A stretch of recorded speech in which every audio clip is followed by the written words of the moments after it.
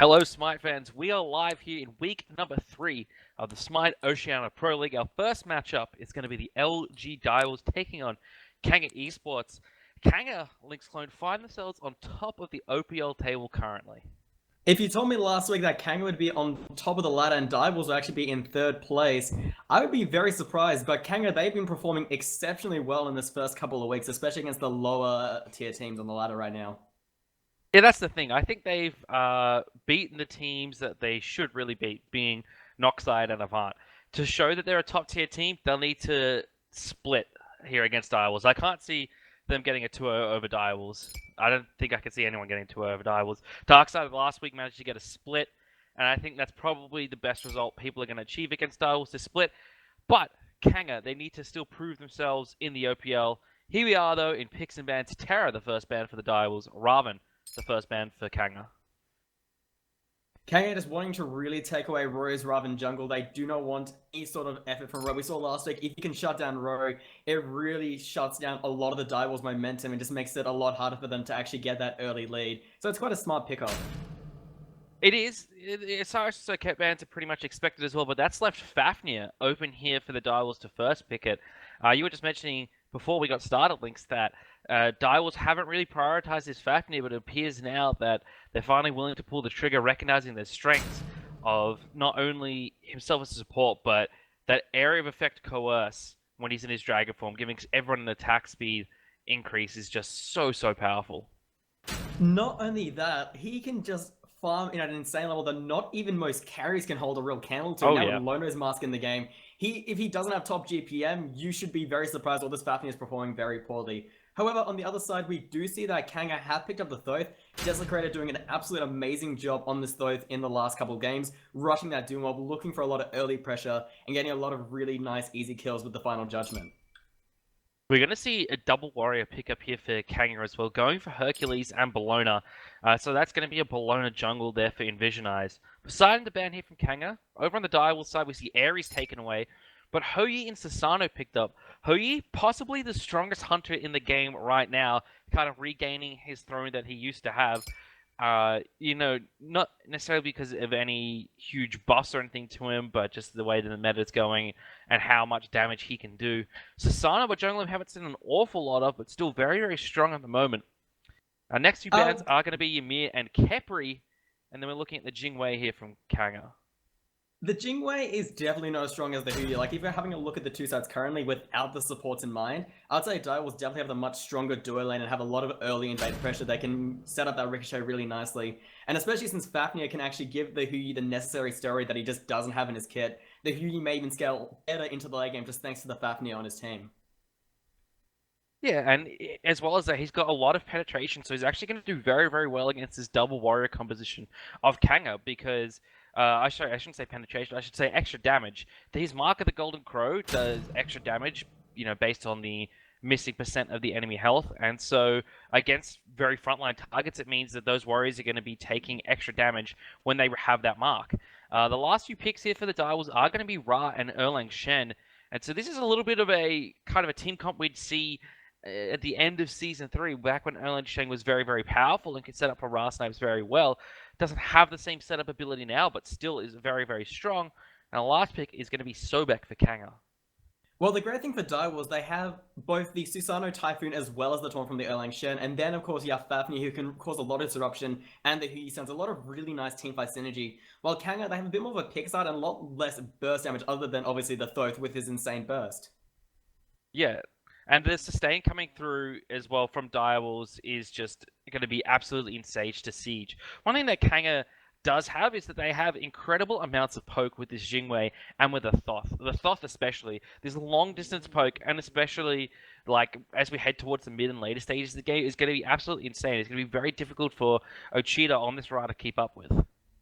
And that's what Direwolves really need to focus on. They need to target out both Envision Eyes and Desecrator, both playmakers in the last couple sets. However, Envision Eyes is going to have a bit of a rougher game. The last couple of games, he's been playing a lot of that Hun Bats, where he had a lot more pressure, while Bologna, she doesn't have the same level of burst damage you would see from a Hun Bats, nor the same sort of crowd control that you'd see from a Fear No Evil. At the same time, though, the buff that you get off that Eagles rally when she jumps in as well is going to make it very difficult for a lot of these physical damage guards on the side of Direwolves to do much damage. So they're going to be relying on Uchida to be that magical damage source for the entire team. Well, luckily, at least they do have, when Fafnir is in that Dragon form, he does have the Protection Shred to kind of make it a little bit easier to do damage. And in the mid lane, Desecrator already taking a lot of damage from the Ochida, from Ochida's one. Yeah, they're taking a fair bit of poke here, but they've actually won the pressure battle in the mid lane, so it's going to mean they could go for the speed buff early.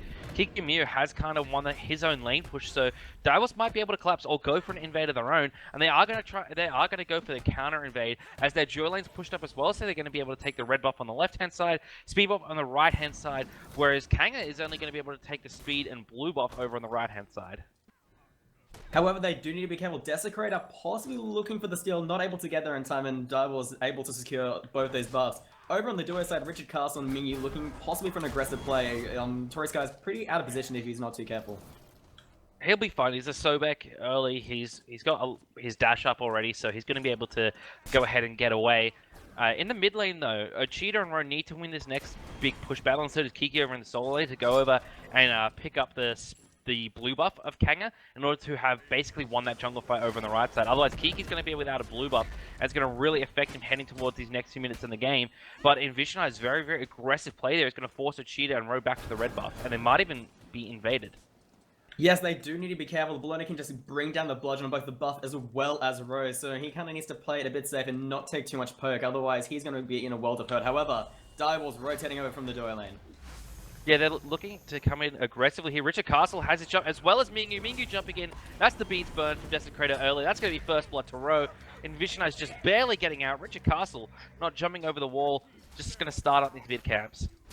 That was just a really nice rotation from Direwolves. They knew they had the pressure over in the duo lane, and instead of just going for oracles, they saw that Kang was completely out of position, and they communicated clearly what they wanted to get done.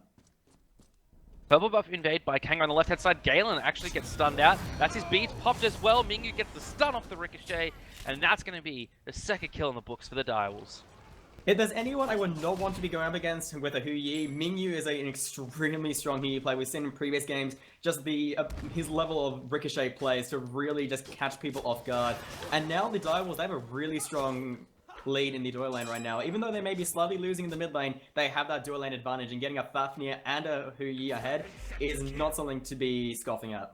Exactly, and Fafnir is going to be farming hugely well with his Watcher's Gifts, with the Lono's Mask as well, starting to get some stacks in on that. So Direwolves draft accelerating towards his mid game at breakneck speed, already seeing 3 ultimates up across the board for them. Yeah, now that they have those ultimates, they can possibly even look to get over in the solo lane and make things a little bit easier for Kiki and me. He's only level 4 while Carrier's already hit level 5 and is already starting to back, so Kiko may need to find he's been given a free space to get back into the solo lane farm. I mean, Kiki doesn't mind. He's happy to lose out his lane in the initial stages of the game and come in and contribute late. That's just, he's been in that position before. That's kind of how he played all of last year. This year he's been winning lane a lot more than he used to, thanks to basically his understanding of the role and his pure skill. But now he's kind of been put into a losing matchup early, and with the invade over on his side of the map as well, he wasn't put in a great position. So he knows how to play from this position. He knows how to play from behind. Yeah, not to mention he is playing on Erlang Shen, one of the definitely a god with a lot of sustain. Even though he has been knocked out there by the Hercules, quite low health, he does have the heal from his taunt to keep him in it. However, KO, nope. If you can't last the duration of the taunt, you're not going to get the heal, and KO is smartly using the boulder straight away, not giving any sort of chance to Kiki Omiya to get away. Yeah, I was just saying Kiki, has learned his role very well, but sticks around way too long there in the solo lane against a Hercules that's, hit his stride back for boots and everything like that, and then gets flattened out by the boulder, so Kiki making me eat my words. Yeah, that's the Caster's Curse coming in. Like, he did have his teleport at the ready, and instead of just backing using the teleport, kind of similar to what KO did there, as he said, got a quite greedy stay just for that, like, that one more wave syndrome really came into effect. However, over in the duo lane, Mingyu cornered by Taurus guys and they're lurking in the waters. Yeah, and Galen used the airstrike as well, so 2 ultimates burned there onto Mingyu, but it's a worthwhile pickup because, as we were saying before, DW had really won over on this left-hand side of the map. Now, this is relieving a lot of pressure for Kanga, actually, and it's really set back Direwolves' plans by a fair few minutes because, pressure now on the left-hand side, pressure in the mid lane, it's basically the opposite of what really Direwolves wanted. Yeah, and that's what we've been seeing from Kanga. Like, they've been playing a very similar to playstyle to what we've seen from Direwolves in previous splits. They've been getting this aggression, getting these invades, getting the early farm, getting the timers, and they're just slowly pushing out the lead. And even now, as we just mentioned, getting that final pick off, they now have control over most of the map and are starting to get all the timers. And if you have all those timers in your hand, you can control a lot of things and actually force Direwolves to make some very silly mistakes. One thing that hasn't happened this game, though, is that we haven't seen a whole lot of pressure onto Roe. We haven't seen Roe being put behind, and as you mentioned, when Darkseid were able to pick up that win against Direwolves last time, they put Roe behind. Speaking Roe, there is the Typhoon ultimate, and he picks up a kill on a Desecrator. Richard Castle in the Draconic form actually stuns out Envisionized. It saves the life of Ochita and might be looking to claim the life of this Bologna, but Envisionized, Eagles rally out of the way. Taurus guys taking the damage now from the Sasano and from the Fafnir. Pulled back in, Roe gets one, dashes through for the second, 3 kills in the space of about 30 seconds there for the jungler for Direwolves. And this is why Fafnir is so loved. He has not one, but 2 stuns when he goes into that dragon form, and he was able to keep Ochita alive, not to mention able to give him not only the heal, but the magical power as well to provide a little bit more. Over in the duel lane though, Mingyu in a losing battle to Galen. Richard Castle has come in though, good knock up there by Mingyu. An auto attack, Richard Castle with the disarm, saves Mingyu's life, and wins the battle over on this left hand side. Fafnir just going everywhere across the map, currently 5 assists out of all the 6 kills, and he's actually picked up the Traveler Shoes to have even more mobility around the map, just to ensure he can make it to more teammates and just have more gold on him when he goes into these fights. And I'm not seeing any signs of the Fafnir slowing down. Currently 2nd net worth, only to Roe, who's currently 4,500 gold. And that's from Roe picking up the first one, basically, getting the 300 gold bounty for that. Kiki and Mio over on the right-hand side, I should say, has managed to equalize his level difference here with KO, and is only about 100 gold behind. So not a terrible position for him to be in, given the poor start he was put in and the fact that he was soloed. So Kiki farming very, very well over on the right-hand side. Neither of the solo laners have gotten into the fights yet. When they do, we know that's when Direwolves really start to hit their stride. And not to mention, Kiki and Mio will be doing so much more in the late game as Roy rotating in onto KO. There's a Typhoon knock-up as well. Good knock-up from Kiki as well. And there we go. That's going to be enough to put Kiki ahead in this solo lane. And now it's going to be a rough outing for KO. And this is starting to feel like the Direwolves of old. In that second game with Darkseid, they seem just be completely put behind. But as soon as they found a single bit to get back into this game, now they're just going extremely deep in Vision Eyes, trying to battle 2 members of Bludgeon, not able to connect with anyone. Now, this Bologna jungle's having a rough time indeed. I mean, we saw Roe play it at IM Sydney. He had a great time on it, but that was against, lower tier opposition, really, against a team that was not as good as the Direwolves. Against a team that is ahead of you, well, a Bologna from behind doesn't do a whole lot. And we already see that Ochita is actually gone into the Dynasty Playtime, just negating further damage from this Bologna, and she's built into the Ninja Turbo, not the Warrior Turbo. A lot less, so she's going for more of that attack speed path, but she doesn't have the damage to back herself up. It's looking like she probably will be going into the Gladiator Shield and Vision Eyes, really prioritizing that item, possibly even a little too much, but that might be enough to bring him back into this game as he gets that bridging item from behind. Yeah, I suppose, but it's not enough damage, really. You want to be ahead as a warrior jungle to really bully out your opponents. If you're behind, because you're going to be committing to these fights really, really heavily, especially as a Bologna, you're looking to get in there with your Eagles Rally or get up close with your Bludgeon and your Shield Bash. If you don't have enough power to make it worth it, then you're just going to die. You might be defensive, yeah, you might survive a little bit, but ultimately, power's what you need. And over in the solo lane side, Vision is actually forced to Eagles right over Rory, not allowing the easy escape. But that's a good Sunder there. Rowe taking a lot of damage. KO going to pick up the kill. The Typhoon was still ticking through there, so Kiki picks up one. He's looking to try and pick up the second one under the tower, but KO is far, far too tanky right now for Kiki to even think about that. Kiki has got a huge amount of gold in hand here, 2,800. He really needs to back and get his next few items online. Yeah, I'm expecting him to possibly go into something like go into the Mark of the Vanguard, Mystical Mail, like the usual kind of builds, really. There's not really too much there to change, especially since Erlang Shen is that auto-attack focus god. He's going to be doing a very similar build to Bologna or Osiris. When we look towards these mid laners now, we are seeing the Doom Orb here picked up from Desecrator. So he's going to be getting an early power spike. It's going to be allowing this stuff to really, start to contribute a lot of damage here early. And I think that's really the method for Kanga to get back into this one. Is we need to see a huge final judgment off the back of some CC. Otherwise, I don't really see the path back into this game from Kanga. I mean, it's only 10 minutes in, but I mean, with the current state that the meta's in, when you're down this ahead early, it is, it's just playing out to the end of the game, basically. I feel like Desecrator is almost a little bit too overconfident building this Doom Orb into a side like Direwolves. They have been obviously able to get away with the Doom Orb against sides like Noxide and Avant.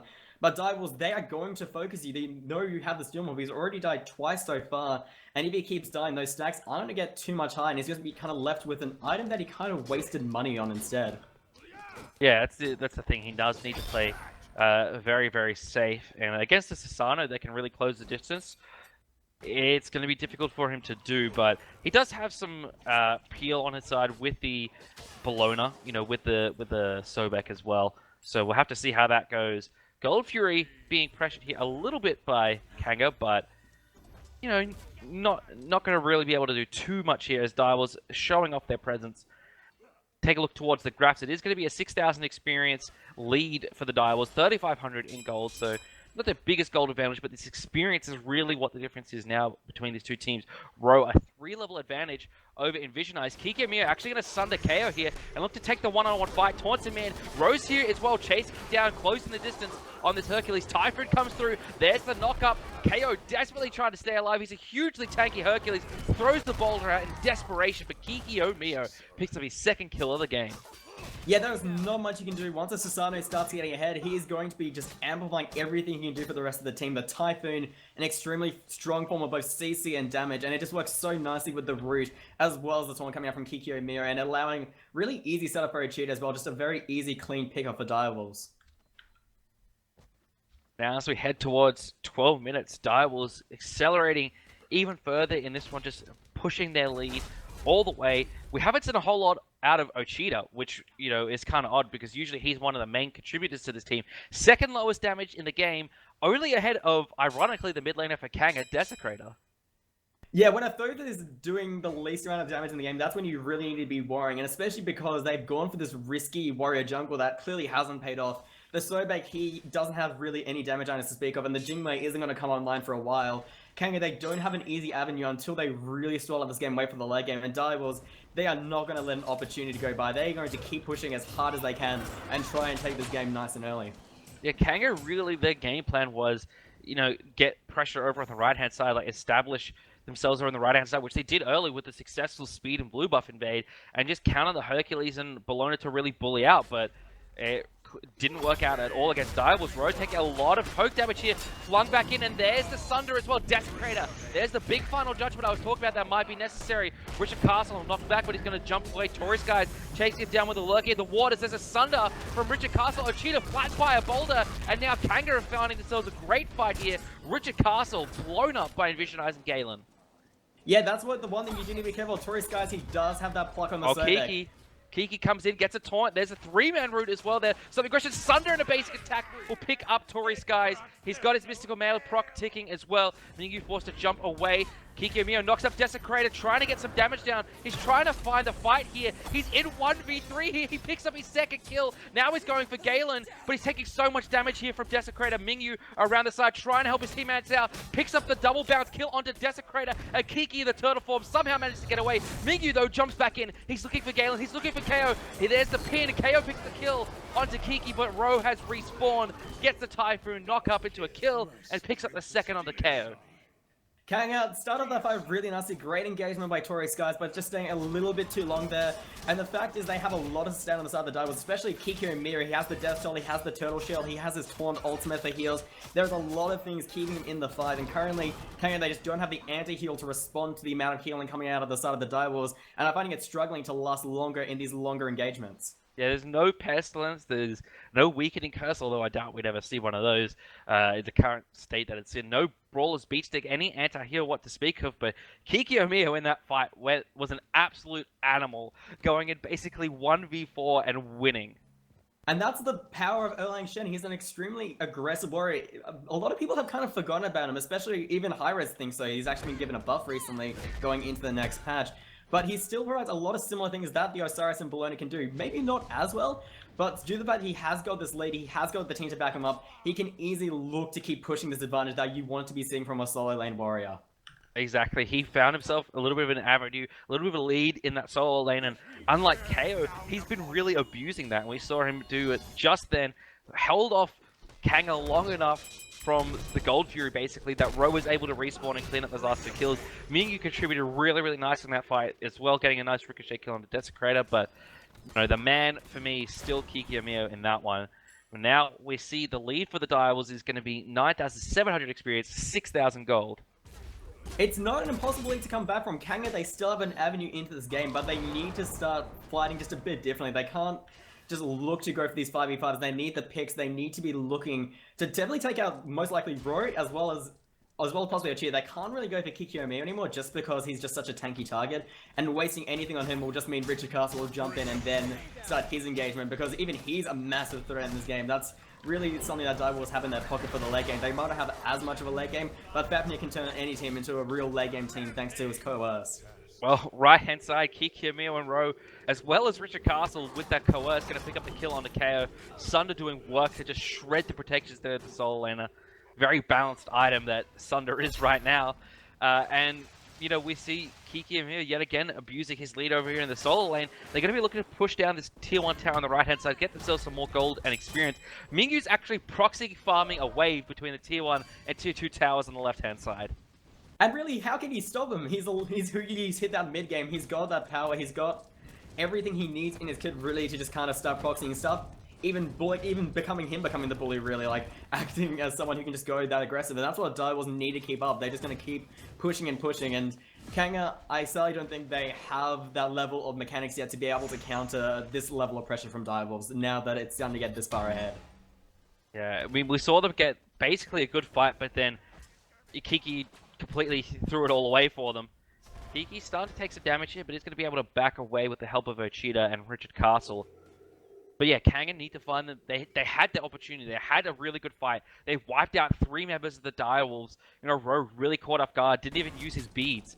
I guess he didn't anticipate that he was going to fall down there, but they found 3 members of the Direwolves, and instead of disengaging the fight, they continued to fight.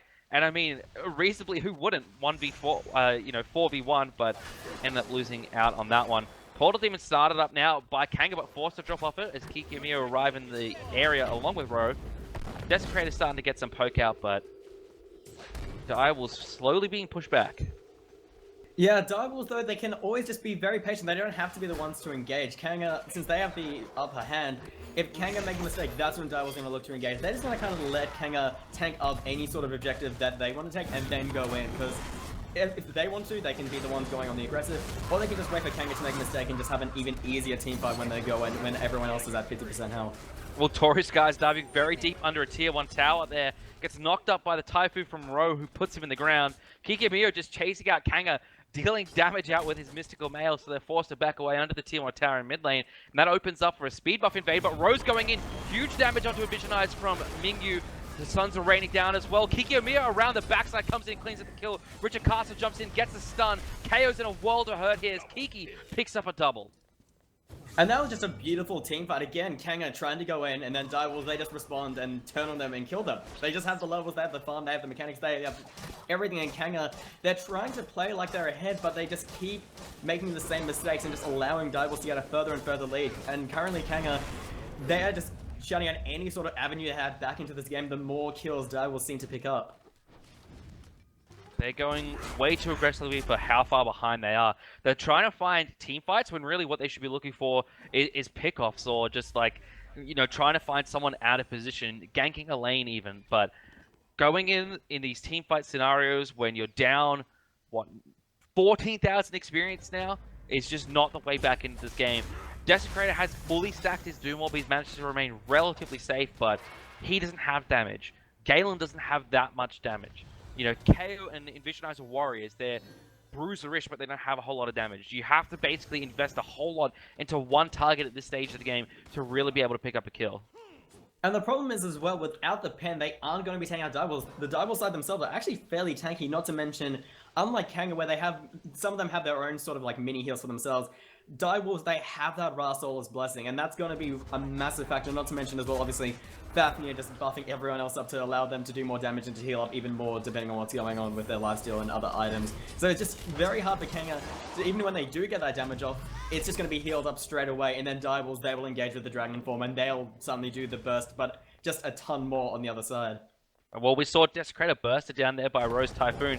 Torres guys gets to pluck it on Cheetah. There's a Sunder coming out as well. This is the pick that they need, and they managed to find the Cheetah, so that's the heals down. But now it's just a 4-on-4 scenario, as they're missing their own mid laner. Kikyo boxing out with Envisionize and KO here. Richard Castle going in with that Dragon Form. Mingyu jumping over the wall. There's the Suns running down. Torres guys is plucked in, but he's plucked into the middle of 3 members of Direwolves. Mingyu picks up the kill.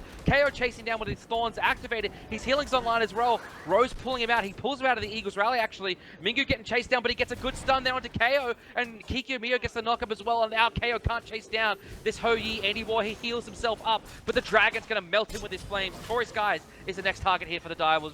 Rowe plucks him back in, and Mingyu picks up the kill. And again, Direwolves is getting another clean team fight. Every time they want these team fights, they want to keep getting these big team wipes so they can keep going for these objectives, going for these towers. And now, if they want, they can start going for these late game projections like the Fire Giant, and as soon as they get that, they are just going to go straight for the end, just shredding through the towers and looking to just end this game quickly. Well, now they've picked up the Gold Fury. They have a 17,000 experience, 13,000 gold lead. They're getting to that stage of the game where they can do that. Fire Giant and Portal Demon obviously going to be the next priority targets here for the Direwolves. Mingyu's at a stage in the game. He's about to pick up Chin Size on his next back, pretty much, that he's going to be devastating these Warriors. I mean, he already is devastating these Warriors, but Kikyo sitting atop the damage charts with close to 21,000 damage is just running this game. He's picked up an Ick Vial as well, just to do even more damage. And that's the great thing about Erlang Shen. If he does get it, if he does transition into this farming monster, he can almost transform into the second melee ADC, just thanks to the exposed weakness. And with Fafnir backing him up as well, those auto attacks are going to be going even faster and faster and faster, and until Kanga, they just can't deal with the auto attacks. And even just him himself is going to be enough rather than just Mingyu. I thought he might have gone for a Chin Size, but I think he just didn't have enough gold in hand to pick it up. Didn't want to invest too much in it. Maybe if he had the gold at the time, he might have gone for it, but just going to stick with the Ick Vial for now. Right-hand side, we're seeing Kikyo pressure out 2 members of Kanga. He's plucked in by Tori Skies, but again, he's a very tanky Erlang Shen. There's the taunt as well, just to give himself some heals. Typhoon knock-up, Kiki's back to full health as well after that taunt duration runs out. Envisionize taking so much damage here and obliterated by Ro as he runs him through with that Japanese sword. KO now chasing down Ro, throws the boulder out, but there's good Aegis there from Ro's going to save his life. Kiki plucked back in, no heals left available for him, so he's going to fall down here to Galen and Desecrator. The Suns are raining down from Mingyu, so there's one piece here for both teams. But now, Direwolves are running this fight as Mingyu jumps back in onto Desecrator. KO taking so much damage, jumped in on and stunned by Richard. Ochita chimes in and picks up his first kill of the game. Tori actually dove in there trying to get a pluck, but he's not going to get it. Road diving in, picks up Galen. Mingyu picks up Tori. That's going to be a deicide for the Direwolves. And again, just Direwolves just doing this. Well, actually, if anything, Kanga, they need to know the saying. Basically, if you're repeating something over and over again and it doesn't succeed, you just have to give up at that point. Like, there is a reason, I would call them insane at this point, because they just keep going into these team fights expecting to somehow beat a team that is so much further ahead, so much more items, levels, gold, just so much more everything, and they're surprised when this deicide pops up. Like, you can't really do much more than, it's hard to explain other than just, Kanga, they need to think of some other strategy other than just going headfirst in, just trying to see if they can maybe get one pick up when they clearly can't. Yeah, they're over eager when they're going for these picks. They're going in and then like, oh, we've committed so much onto this warrior. He's bought enough time that the rest of his team showed up, and now they're winning the fight. Target selection needs to be improved here from Kanga. Portal Demon falls the way of the Direwolves. Mingyu's going to back after taking the Fire Giant for himself, pick up those Chin Size, and now we're going to see Direwolves to close out the game. Yeah, now isn't really the time of the game where it's like, they're just going to go for Phoenixes. Kanga, they will try and defend under Phoenixes, but Direwolves, they have more than enough Phoenix damage to melt them, and I would say probably like less than a second at this point, thanks to both Huyi, Fafnir, and Erlang Shen just all going on one Phoenix, or just one tower in general. And Kanga, I think NaCM, they really need to evaluate not only their builds, but also their pickups, especially this warrior jungle. They really need to change that up, because that clearly did not work for them this game at all. Right-hand side, tier 2 tower is going to fall down to the Direwolves. That's all the towers now fallen for Kanga. Only their 3 Phoenixes remain. Left-hand side and mid lane are relatively pushed up. The minion waves aren't too close to the tower line there. Richard Castle plucked back into the tower there by KO, but he's just going to go into his draconic form and immune a lot of that Phoenix damage. Taurus Sky is actually taking a bunch of poke as well as KO. Typhoon comes through from Roe. Mingyu picks up a kill with his sons. Mingyu picks up his second kill onto Taurus Skies, and Vision Eyes deleted by Ochita's Celestial Beam. That's 3 members down now for Kanga. Only KO and Galen left alive. Right-hand side Phoenix falls, and Direwolves, all of them alive, all of them healthy, are attacking the Titan, and they're looking to finish this one out in style as Galen's obliterated there by Ro. KO forced to run back to his fountain, basically. Diki dashing through with his turtle form just to try and pick up a little bit of extra damage, but the Titan is the target. Mingyu attacking KO in base. His damage not even needed as his team close out this game in 25 minutes. LG Direwolves pick up the first against Kanga Esports. Just because Darkseid are unable to beat Direwolves, that just doesn't mean everyone else is going to be able to. Direwolves, you have to remember, they've been overseas, they've been to Worlds, they've been to Smite Masters, and after that loss last week, I'm pretty sure they're going to be fighting even harder, and they were not going to let themselves lose that easily, and that was just a beautiful performance again by the Direwolves back to true form. All right, so that's going to do it for game number 1. We're going to take a short break, and we're back with game number 2 between Direwolves and Kanga Esports.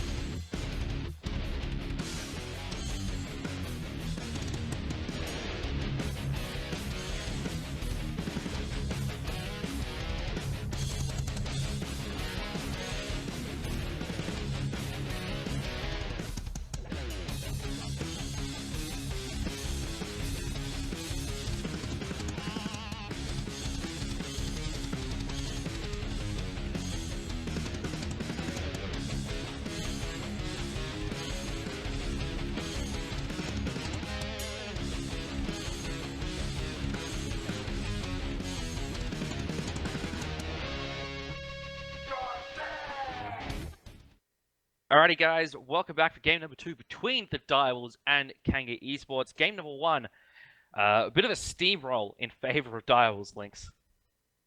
Yep, and that was just Kiki Amir on that Erlang Shen providing a lot of pressure on the map that currently Kanga, they kept just focusing him and not really going for anyone else. And it seemed like the Dai was just able to absolutely steamroll Kanga as the first ban coming through is going to be Terra, followed by the Ravan. Yeah, very similar bans to last game, so Ket taken away by the Direwolves. Again, now Kanga going to take away the Susano instead of Osiris. So Ro not going to be able to play that Susano jungle again. First pick option with the Direwolves. I suspect it's likely to be Fafnir again. It's going to be Osiris actually, so they're going to take the pick that Kanga previously banned away. I think Direwolves know that Kanga just don't have Fafnir in their god pool. We haven't seen any inkling really of them wanting to pick up the Fafnir.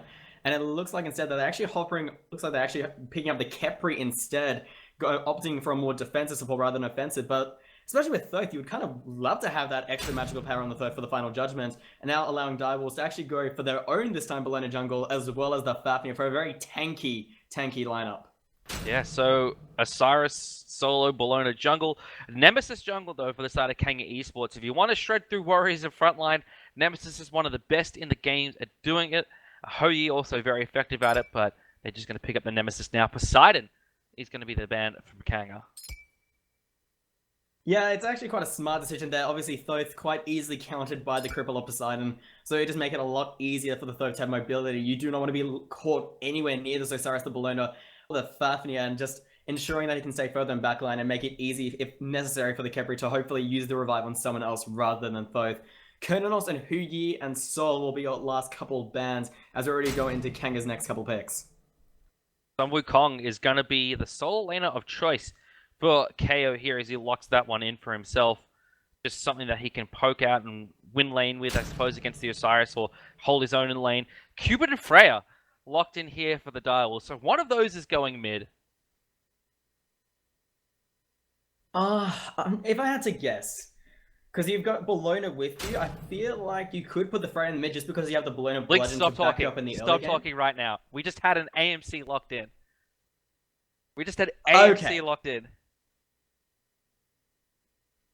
We have an AMC. This is not a drill. This is not a drill. There are so many better gods on the table, and you choose to pick one of the most low mobility hunters in the game, who's I don't know, like, why would you pick this over any other god unless you're winning it in scrims? That could be really the only reason other than that. Oh my god, we have an AMC in a competitive match. Right now, somewhere, Barracuda is weeping. In joy or in sadness, yes. No one knows. I don't know, though.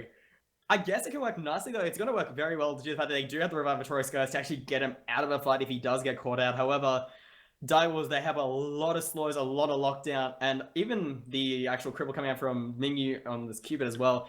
They have just so many different ways to keep that AMC stuck in a fight. And Direwolves, they also have a way to just actually dive the backline as well. You obviously got the Osiris Lord of the Afterlife, you got the Eagles Rally, and you got the ridiculous leave on the overhand tactics. I do not see Galen getting out of any of these major team fights barely just alive in general. The only way this AMC doesn't just die every fight is if he gets ahead. He has to win lane against Mingyu. And, Mingyu's a very, very strong hunter player. But I suppose if Kanga focused their efforts on that side... Look, word on the street is that this has worked in scrims for Kanga. So, maybe this is a pocket strat of theirs. Maybe they just, Galen just knows his AMC so well that he's just a god, and that's Kanga's plan here. But that's all I can think. Oh, this is such a risky play to, like, especially up against Direwolves. I could maybe understand this if you're doing it against someone else on, like, the lower end teams. Direwolves, they would love you to pick this up. They're going to absolutely have an absolute field day. It's just such an easy target to pick off. And you'd be like, oh, but the AMC has wards. He can defend his lane. They don't care, Direwolves. They are still going to dive him, possibly even under tower, and try and get this pressure. Luckily, though, Kanga, they do have the Khepri too, as well as the AMC Swarm, to have a really easy level 1 wave clear. Even though Fafnir does have the hammer, it's not the same level of wave clear as a Khepri. He just has the best wave clear out of most supports at level 1. Well, Richard Castle threw out his hammer there, trying to find a stunner to Galen. So he's not even going to have that little bit of poke. Well, he's going to have it back up, but he's going to be a bit of mounted down here on the left-hand side. But looking towards the mid lane now, we can see Rowan Ochita actually getting pressure there as Kanga are prioritizing this right-hand side very heavily. Kiki Obira forced back under his tower. Kanga going for the right-hand side invade onto the blue buff, onto the speed buff. Dyer was going for the the left-hand side red buff, recognizing this. Richard Castle, though, gets the first blood onto Galen. Mingyu falls down to Galen. Now, Taurus, guys, well, son, your life is over. Yeah, there is no way you're getting out. And the thing is, you're allowing both Roy and Ochita to get farm. You've got a Jungle Warrior, Freya, and I'm extremely surprised. I can understand policy after last game that you'd want to focus out Kiki and me, but he's now on the Osiris. He's not a god that... He's not like an Erlang Chen. He doesn't become this hyper carry. He does a lot, don't get me wrong, in the late game, but Freya in the late game, especially with this Fafnir, I would assume you'd be wanting to shut that down early, and Nemesis, though, she's actually looking to just invade the red buff after Diables has spent quite a long time over in that duo lane. Oracle Harpies are going to fall the way of the Direwolves, but I do like Kanga's strategy here, taking away the maximum amount of buffs that they can. Direwolves have basically gotten 2 buffs away from Kanga. Kanga have gotten 3, so they're kind of winning in that department. The Oracle Harpies, though, having fallen the way of Direwolves, kind of equalized that trade. I don't know, but the fact is, Divals have been able to pick up not only First Blood, but shut down a majority of the duel lane. We said immediately we need that AMC to be getting farm, and without the AMC getting farm, things are going to get a lot harder from here. We also see Desecrator actually opting for a bit of a safer build this time with his star going into the Tier 1 Imperial Helmet rather than the Lost Artifact for the Doom Mob, which is something I can respect. But I mean, Desecrator is going to take that a little bit longer to hit his Power Spike rather than early if you do build that Doom Mob. And Kikyo Mio still holding his own quite nicely, even though he's against 2 members of Kanga. Yeah, I mean, this is a situation Kiki's been in a lot of times before, getting camped in lane. So he's going to be absolutely fine with this. Mingyu actually pressured out a fair bit over on the left-hand side. Speaking of Desecrator's helmet start, though, I mean, it's just absolutely necessary when you're going up against a Bologna jungle who's going to be looking to get into your face. Ochita gets a nice banish there onto the mid-harpies and a Vision Eyes, but they're both taken there by Kanga as Desecrator flies through with a Hieroglyphic Assault. So Kanga getting a little bit of good farm here early. And Vision Eyes is already level 5, so Rowan needs to be very careful. I think like Roy's going to be perfectly fine. He does have plenty of potions still left in his kit. He actually picked up the Frenzy as his first relic. Not a Sunder, no Purification. He's actually going for the Frenzy to get even more attack speed, which synergizes both nicely with him as well as Ochita. Very much an auto-attack based mage, one of the very few in the game. Vision Eyes taking some poke from Rowan Ochita. Ochita's not level 5 yet, though. Still going for the fight. He pops a Frenzy. There's the ultimate out of him, Vision Eyes, but Ochita can't do a whole lot to support him, as he's still only level 4, so I think a little bit of miscommunication there from the Direwolves. However, that is going to force Vision Eyes onto tower, and Direwolves, if they want, they can look to possibly rotate out to other lanes and look for a gank. Nemesis not going to really be doing too much in the early game. She's already now as well blown her ultimate. One of the key things she's going to be really looking to do in the early game just to help be more of a utility god rather than damage until she can get a few auto attack speed items online. So now Direwolves, they can rest a little bit easy and just go back and get their farm. They can, Direwolves are happy to hold out to the late game because they have this Freya which will hyper carry. Never doubt that. Freya can and will hypercarry once you get basically 2 or 3 items online. So Direwolves are, they'll take any fight that Kanga will give them, considering they have 2 warriors early. I mean, I just love Direwolves draft overall because they have pressure and they have presence early in the fights with the double warrior setup. They have presence in the mid game with a Cupid and a Fafnir, and then late game they have a Freya to carry them. It's just such a beautiful team composition. Not to mention as well, you really, kind of similar to an AMC, both these gods are quite feast or famine. You need to get them online. Both have very low mobility. Even the Freya especially, the only way she really has an escape is her ultimate. If she's forced her ultimate out of a fight, that's a pretty big loss. So the fact that they've been able to keep Ochita alive and actually get him to the mid game already is an amazing start. And if they can keep this up, Ochita going to be doing a lot more than Galen, who's already died once, hasn't even been able to really finish up any of his items just yet.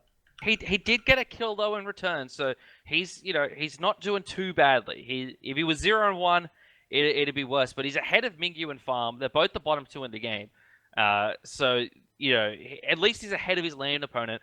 Oracle Harpy's going to get started up here and finished off by Kanga. Actually, Ochita's going to go ahead and steal one of them there with the pulse after banishing both Tori and the Oracle Harpy. So Ochita playing this Freya very, very nicely. That is just extremely important, especially early on. The fact that you now just deny a lot of vision to Kanga. They want to have vision on that Gold Fury. They don't want to allow Divers to steal an easy Gold Fury. And now, due to the fact that they're actually over on the other side, sorry, in solo, Kiki and Mary actually stealing the blue buff now as KO is forced into the Somersault Cloud. Just more victories coming for the Direwolves. Kiki's just going to be able to walk in there and steal the blue buff away, or just pick it up off the ground, daring Kanga to stop him, but they can't do anything right now. I mean, they invested so much heavily into this right-hand side early, but Kiki still finds himself ahead. Well, the problem is with Sun Wukong, he has incredible length there thanks to the cudgel, but other than that, he doesn't actually have that much sustain. He usually isn't a natural Death Tolls builder, and the only heal he gets is from his Somersault Cloud, and that's depending on how long it lasts, and that's really only HP 5. However, compared to Kikyo and Mio, it is a much different story. All right, we got a little bit of a technical issue. I believe some of you guys aren't getting the game sound, so we're going to go ahead and take a little bit of a pause here with the game, but we'll just keep talking links. We've got the pick and bans up in front of you there, so you can see everything that was going ahead and picked by these two teams. But looking at these two teams thus far, links, not too much of a lead for the Dials, but still, they're finding themselves ahead. What does Kanga really need to do to take control of this game? They need to start really prioritizing taking out both Ochita as well as Mingyu. They're not going to have really much success anymore. They've just let it go for a little bit too long for both either Kikyo, or Ro to really be taken out. They are just a bit too tanky now. But if they can, it's still very possible to kill the Freya. She doesn't have mobility. She hasn't even finished her Fatalis yet. So if they want to get some nice picks onto her, especially if they get a nice Abduct, if they actually use the Divine Judgment in conjunction with Asunder, it's very easy to pick off a Freya. They just need to find the right timing. And currently, Direwolves, they haven't really allowed them to get an easy attack onto Ochita right now. All right, so we're back in game. Hopefully the sound issues are all fixed for you guys now, but I definitely agree, Links, that they need to be looking at this Freya a little bit more. Freya, back when she was prioritized very heavily, first pick, first ban, was because of some of her escapability, especially with Khepri's. Kikimiro diving into Envisionize, who are actually going to go ahead and use that Nemesis ultimate row, looking for the kill here with the bludgeon, but can't find the final hit. He's going to get him with the Eagles Rally, and Ochita's here now with the Valkyries at discretion, and he's not going to be able to pick up the kill onto KO. Final Judgment comes through from Desecrator, but it doesn't enough to pick up a kill. Yeah, just too tanky. Both Ro and Kikomiri just a little bit too much defense. And now Tori Sky is caught by the banish and caught between three members of Direwolves, but Desecrator bringing out a nice moment, as well as the save by the Scarab's Blessing to allow Tori Sky and actually turn that team fight around quite nicely. Ochita's still poking out Desecrator here, wanted to take the one-on-one fight. He's doing a lot of damage, but his pulse runs out just before he can pick up the kill onto Tori. He's trying to get the kill as KO, but a nice banish there from Ochita will save his life. And that's the one thing that Ochita does have to his advantage. The banish can really throw off those ganks, especially Sun Wukong when he's trying to run in with that Tiger form. He doesn't have something as insane as Richard Castle's overhanded tactics. He does have to move quite slowly to actually get into the fight, and that just allows a very easy Freya banish, especially obviously since he isn't CC immune. KO trying to steal this blue buff away here. Might have bitten off a little more than he could chew. Up into the Somersault Cloud he goes. His clone's going to walk in here, but the blue buff is going to fall the way of the Direwolves. KO still playing relatively aggressively in the solo lane, actually finds himself ahead by a level. He does find himself ahead, but he's going to be finding himself harder and harder to stay relevant in this game. He does have that Mark of the Vanguard online. But if we actually have a look at the player damage, he's currently second on the top, but that's going to start falling off more and more. The problem is Sun Wukong, he's kind of similar to Sharky. He does bring a little bit more. He does have a really nice stun. Not to mention the Somersault Cloud is just a really nice way to kind of jump in on top of Gold Fury, as that has been actually the Oracle Harpies, I should say, being started up and taken by Kanga. Kanga's actually really owned that side of the map. They've had a lot of pressure over on this left-hand side. The Oracle Harpies have been theirs pretty much all game. Only a steal from Ochita onto one of them has been any kind of contention over on that side of the map. And this has relieved a lot of pressure onto Galen. He's been able to free farm here. He's the same level as Mingyu. In terms of farm, he's just below him, but he doesn't mind that much because he's a very late-game god. We haven't seen much pressure onto Galen at all, apart from that first gank. Mingyu's going to go ahead and burn his beads there with the use of the ultimate, but again, Galen completely unpressured. However, on the other side of the map, though, Direwolves, they have a lot of pressure, stealing the blue buff, and now KO taken very low. There is no way he's getting out of that. No, there is not, but can his team clean up as they come to pressure on this right-hand side? Envisionize is here. He uses the ultimate on Richard Castle. In jumps Ro with the Frenzy as well. Desecrator so low. Oh, the Khepri revive was on the wrong target there from Tori. Envisionize still taken so low by Kiki and Ochita. Just the barest amount of health left on that Nemesis. Tori still alive under the tier 1 tower over on the right-hand side. Over on the duo side, though, Galen able to get a nice solo kill onto Mingyu there. He's starting to, that AMC starting to come online, not to mention the HP from the Hives, allowing him to box really nicely. Not to mention he does have the disarm. There's one thing that AMC can do well is box 1v1. If he can get enough auto attacks onto his fellow ADC, he should actually be able to win the advantage. And now he's actually got himself a 2-level lead. A bit of relief for King after having so much pressure put onto the other side of the map. AMC OP, dude. I am excited. I hope Galen continues to farm and can carry this game. Honestly, nothing would excite me more.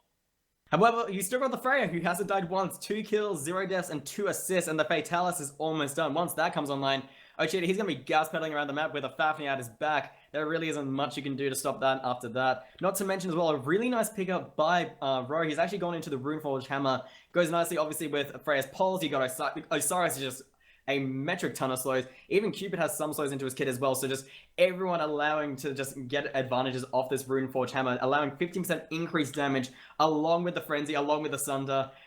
Direwolves, they're going to be doing a lot of damage once they combine together for these proper team fights. Yeah, so just to go over Runeforged in case people don't know what it does. Enemies take 15% increased damage from you if they're affected by crowd control. Doesn't have, some forms of cloud control aren't included in that, but slows are definitely one of the forms that can proc that Runeforged Hammer. So Ro is going to be swinging like an absolute animal in these fights, and Runeforged is actually a very cost-effective item for what it does.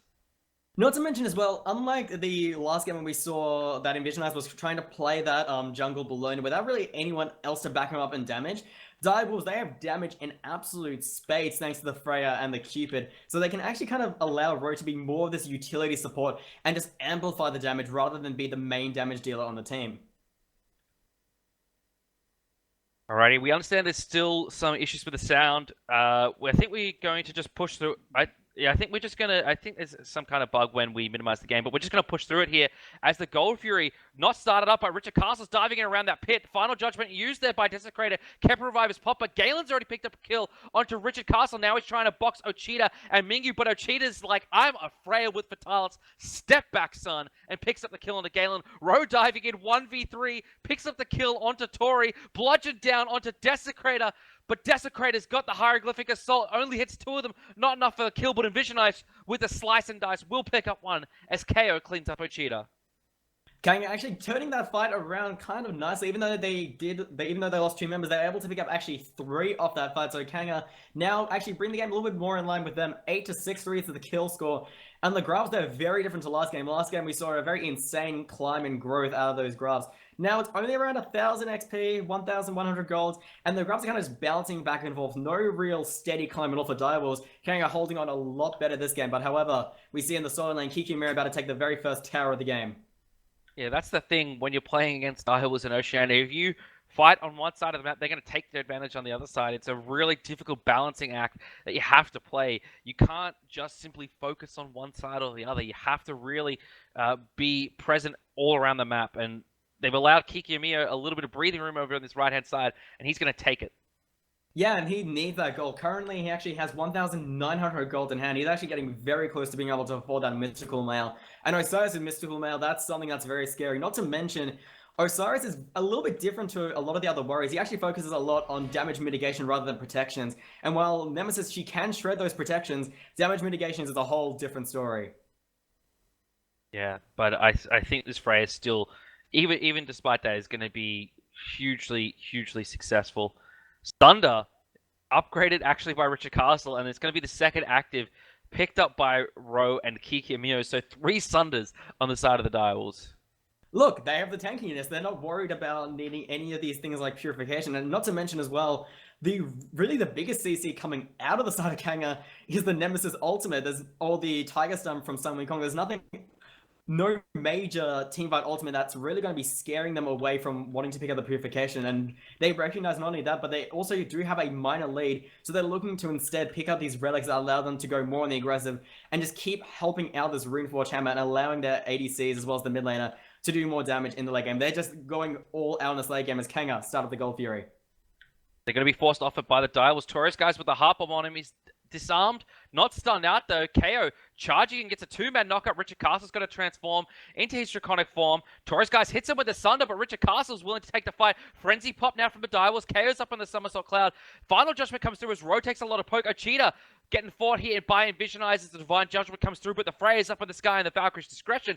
And he's going to be fine. Roma Invictus for Ro over the wall is going to stun out Envisionize out of nowhere and pick up the kill. And Kiki Omiro is running the fight over at the top side of the Gold Fury pit, diving in under the tier 1 tower as KO is picked up by Mingyu and Richard Castle. Kiki Omiro is still charging forward. He wants this Thoth. He's going under the tier 2 tower now, misses the sickle strike, and is forced to back away. But the Gold Fury is now started up by the Direwolves. That was just a really beautiful teleport at the end of that fight by Kiki Omiro, coming in right actually behind all of Kanga. They had pushed up extremely far forward, and due to that Osiris had now finished off the Mystical Mail. He was comfortable rotating over to that fight and just aided in the support of catching all these members who were very low, but they were trying to lazy back. They acted once they had gotten away from the rest of Dire was that Kiki Omiro was just a non-factor and completely forgot that he does have that teleport and is something to be very much feared. With that Gold Fury, now we see that spike at the graphs you were talking about earlier, Links. 5,700, no, make that 5,900, nearly 6,000 experience in the lead is the Direwolves, 4,700 gold. Definitely the game has swung in their favor. And speaking of Direwolves, I'm really liking this pickup of the Masamune onto Ro. A lot of these just utility damagey items. For people who don't know, the Masamune gives a nice buff to your protections depending on how many enemy gods are around you, stacking up to 5 times with 7 magical and 7 physical. Again, just aiding more in this just diving sort of idea, as well as the fact he's already still got the Runeforge in hand. So going a bit of a more utility build, but it's working out perfectly for him. As we also have a look at the player damage, he's currently only 3rd, and he doesn't even have that many player damage items, the power damage items online. He's gone he's gone basically bruiser items, health and damage online from there. The movement speed, I think, is really important for the Masamune as well, allowing him to get closer to targets. Galen fighting one-on-one with Mingyu. There's the Heart Bomb and the Fields of Love. Mingyu's going to redeem himself and get a solo kill onto Galen's AMC. Right-hand side, though, Kiki Omiro is being engaged on by Taurus Guys and KO, but now the cleanup crews arrived. Rose coming in with a bludgeon, hits the beetle, trying to squish it into the ground as Kiki Omiro and Richard Castle trying to clean up as well. Taurus Guys forced to pop the revive on himself. Sunder comes through from KO onto Kiki. Kiki's in a lot of trouble. The final judgment from Desecrator's going to be enough to clean up the Osiris. And now the frenzies pop from Direwolves as they're trying to find Envisionize. Envisionize forced you the Divine Judgment on Ro just to give him a bit more health and protections. We're now battling it out with Envisionize, and now Envisionize forced to trying to be sneaky with the dash, but you're not Ro. Ochita's gonna find the kill, and Desecrator popping damage under tier 2, but he still isn't able to find the pick. Not enough damage items online, and he's currently looking to what it seems to be into an E-Staff, a very non-pen item, especially for someone like Thoth who really needs that penetration damage, as on the other side, Mingyu takes a tier 2. Takes a tier 2. Desecrator still getting dove here under tower. Dashes away. Doesn't get the stun. Ochita picks up another kill. KO is going to finish off Ro, though. The Direwolves have hung around here too long. KO goes for the stun on Richard Castle. Actually misses him. Hits a minion. Instead, going to bash him with the stick. Ochita's in back now, and he is chunking with this Freya. There's the root from Taurus Guys. Banish coming out from Ochita, and Ochita forced to leave. And before, I thought Desecrator picked up the kill with a final judgment onto Kiki, but it was just a hieroglyphic assault. So Kiki obviously feeling the effects of those Sunders. But as you were saying as well, Mingyu picks up a tier 2 tower on the left-hand side, and Golden Experience continue to climb in the favor of Direwolves. Not to mention as well, we're noticing a lot of these Kanga's team fights, Taurus Guys is the one who's getting caught away in position. They're just not understanding how to play the Khepri. The whole point of the Khepri is you're not really the one initiating. You're the one kind of sitting in the mid-back line, looking to find the revives on other teammates, not yourself. Because once you pop the ultimate on yourself, that just gives permission for Direwolves to go even more on the aggressive. That's when Richard Castle will pop his ultimate. That's when Ro will pop the Frenzy. And that's when Direwolves will gladly go in and kill the rest of your team. Portal Demon taken by the Direwolves around the Fire Giant. KO just getting bashed by Kiki here, who might find himself in a spot of bother as Galen's rotated in. There's the ultimate coming out of the Big B, and there's the ultimate out of Envisionize as well. Slice and dice and a few strokes of the sword are going to be enough to put Kiki in the ground. Envisionize healing up a lot of the damage from Ochita and Richard Castle. Galen, though, no such escape from him. Actually uses the beads very well. Valkyrie's Discretion, though, used by Ochita as Ro picks up Desecrator. Ochita cleans up Galen, and KO battling desperately. Sorry, Envisionize battling desperately. Gonna fall to Ochita. Ochita gets a triple kill. Actually, as Taurus Guys falls down as well, and he's hunting for his Quadra now against KO, but that's just the clone. And Ochita forced to settle his own score with a blue buff, but now it's the Fire Giant instead. A1 and 3 currently Ochita. He's actually got a Book of the Dead online and is actually looking to build into his second penetration item already. And thanks to the quest, this Fire Giant is falling faster and faster. Richard Castle coming back through the portal, getting some assistance. And currently, Kanga, they don't have a way to stop this. The only person currently up is KO. He might be able to steal away the Tickle Stick, but Direwolves, they have just way too much damage on to allow that to happen. And Richard Castle zoning with that final hammer to just really ensure that they get the Fire Giant onto 4 members other than Mingyu. One thing about Kanga's team comp is that they just have no engage. Like, you look at, you were saying before about the lack of CC on this team. They have, like, what's supposed to start the fight for them? Is it supposed to be Tory Skies plucking someone? Is it Desecrator getting a stun? Like, you can't reliably start a fight off of that CC. You can get a pick, yeah, for sure. But starting a whole team fight, that is just another question entirely. And I feel like with this Nemesis pick, they basically like, okay, we got a bunch of tanky warriors. Let's counter them with basically stealing away their protections. However, I feel like Envision has he's been playing a lot of this Hun Bats in the earlier rounds, and I feel like that would have been a much better pickup into this sort of team comp, and would have caused a lot more disruption, especially for Cupid and Frey. If you can get a Fear No Evil into those members, it just makes it a lot harder for Direwolves to protect those squishy targets, and then allow Galen to do his job even better. On this hyper carry, he's actually been doing pretty decently, 3, 5, and 1. He's died a lot, but he's been able to stay ahead and farm, and he's level 15. He's been doing pretty decently. He's been doing better than I thought an AMC would do. Over near the left-hand side back camps, Dial is pressuring away Kanga as they're trying to invade this red buff. They are going to be able to pick it up fairly easily, and now with the Fire Giant buff on 4 members, everyone but Mingyu, they're going to look for this tier 1 tower in mid, and Kanga should just give this up. They should probably give up the tier 2 as well, seeing how fast the Dials are shredding through this objective. They need to find a pick off onto a over-eager Dials member, basically. But the thing is, it's going to be so hard to find as Richard Castle leaping in with the overhand attackers, and KO also trying to leap in as well. And now Richard Castle going to the dragon form. Ro taking a lot of damage. Final Judgment nearly catches him, but he jumps over the top of it with the Roamer and Victor. Richard Castle jumping back out of the tower. KO's clone falls down. The real thing, almost the next target. Ochita does finally clean him up. Tory Skies is down as well. The Valkyrie's Discretion doing so much work there for Ochita. Bursting down with the pulse now. He picks up Envision Eyes. He's looking for Galen as well. Ochita gets his second triple kill of the game. The tier 2 tower is going to fall to Mingyu and Ro. And the Phoenix looks like it's going to be the next target. And they still have the Fire Giant buff. Kiki Omiru battling out with Desecrator between the Titan and the Phoenix. Desecrator being the one to force to back off after just completely running out of mana. And Direwolves, they shall take this Phoenix nice and easily. And if they want, they could possibly even rotate over to the solo lane, finish off the last tier 2, or maybe even push up the duo lane and get that Phoenix as well. But it seems like Direwolves, they want to play it safe, and they're just going to take the tier 2 on the solo lane side. They're going to take this tower. They've got a lot of golden hand, each of them. So they're going to go back and spend... Yeah, they've all got above 2,000 golden hand. Richard Castle has 3,000 golden hand, so they all have so much to go back and buy. Portal Demon's not going to spawn for a little bit, so they can't really look for that, but they could just go back, buy, and then look to pressure up either the right-hand side or the left-hand side. I'd say probably left-hand side, just to then make their next Fire Giant play a little bit more safe, but overall, Dire was in a commanding position. Well, when you have a Frey that's 11, 1, and 4, again, Frey, we mentioned earlier, very feast or famine god, and clearly today's been an absolute feast for Ochita, getting, as we saw, 2 triple kills already. And currently, it seems like Kanga, they still have not been able to find a response. Even Galen on this AMC has been finding it quite hard to survive thanks to the diving pressure of both Kikiyomiya and Richard, providing a really nice tanky front to be able to dive these towers. And Kanga, they just can't get back into this game. There's just no route available for them. They have let a Freya get ahead. They have let a Freya hit level 20, 11, and 1, Ochita. Even Mingyu is actually now taken over 2 levels. Earlier on, we saw that Mingyu was having a bit of a rough time against Galen, but now that these massive team fights have been starting, now that these objectives have been falling so quickly, he's actually ahead not only in items, but levels as well, which is going to be a big decider as KO gets done now trying to lazy back. He's going to get caught out here. Kikiyomiya not letting him escape. Ro catches the dash actually there with the Eagles rallies. Mingyu picks up Envision Eyes over on the right-hand side lane. Ro just chasing down KO, chunking him with the hammer. KO going to survive for a little bit longer. Might even get his 72 transformations back up. He does. So he's going to be able to run back to his base. But he's taken a lot of damage, and the Divers are pushing up all the lanes. Ochita on the left-hand side, Kiko on the right-hand side, Richard and Mingyu in the mid. So Kanga going to be feeling the heat. And Roy actually diving the tower. KO actually thinking he was there, but no, he is not. However, Roy going to give his life to the B as the sprinters have actually already been popped by Tory Skies, which is going to be a pretty big relic to actually have loose for the next team fight, as there are still 4 members ready to push into these other Phoenixes.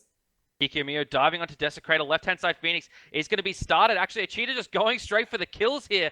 Looking for Galen, but the Kepa revive is going to be enough to get Galen back towards his fountain. And now Cheetah and Mingy are going to chunk down this left-hand side Phoenix. It's going to be down before Taurus Guys, Galen, and Vision Eyes can really do anything. But Vision Eyes looking for his target, gets the Nemesis ulti down onto Ochita, but there's so much damage coming through the Fields of Love. Mesmerize out the Nemesis, and Ochita picks him up with a final tick of the Valkyrie's Discretion. Richard Castle jumping in onto Taurus Guys along with Kikimio. Desecrator chunked down, but an Aegis will save him.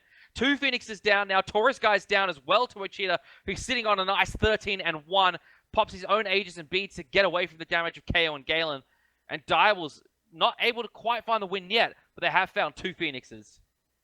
Yeah, they actually are very close. KO is diving right back onto Kikimio. He may be tanky, but he still takes quite a bit of poke. But Direwolves, they know they can get away. Kanga, they don't really have too much. They still don't have enough damage to shut them down. Not even Nemesis really has any sort of item to truly actually go through the defenses of Direwolves. And they're going to take away both the speed buff, possibly now the Portal Demon, and then go straight for the next Fire Giant, push through the Phoenix, and just end this game. Currently 27-11. The graphs have ballooned out to 18,000 experience, 17,000 gold difference.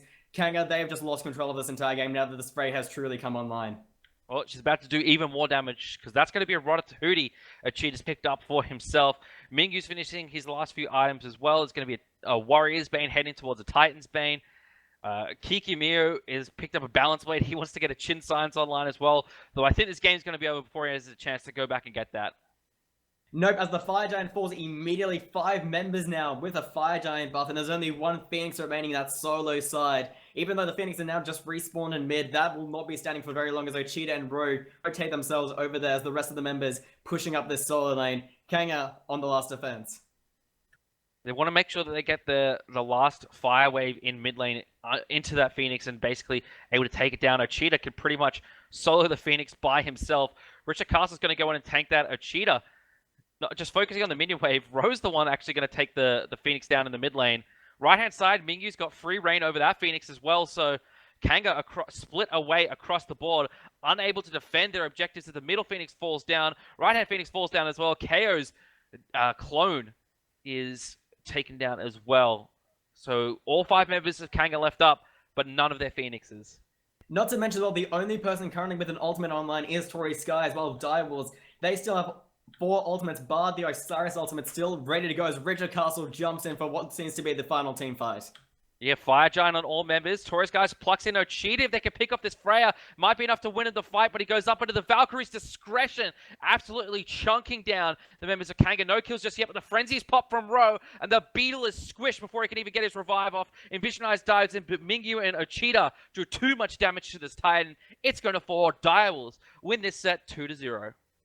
I feel like OC just doesn't know who Fafnir is. Like, it seems like only this week suddenly Dale was like, oh wait, Fafnir exists, we should probably pick him. And both those games, Fafnir doing a lot of work to help the rest of the team. But not only that, Ochita doing a great job, Mingy doing a great job.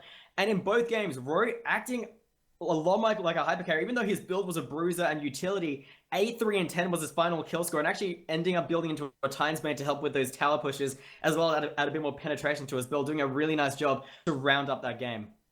Cheetah, though, the man to talk about definitely in that game. So many kills, so much damage, just going absolutely off with that Freya mid. He was allowed to free farm and, well, Kanga reaped the consequences of it. All right, that's going to do it for our first set of the day. Our next set is going to be coming up just after this break. Don't go anywhere.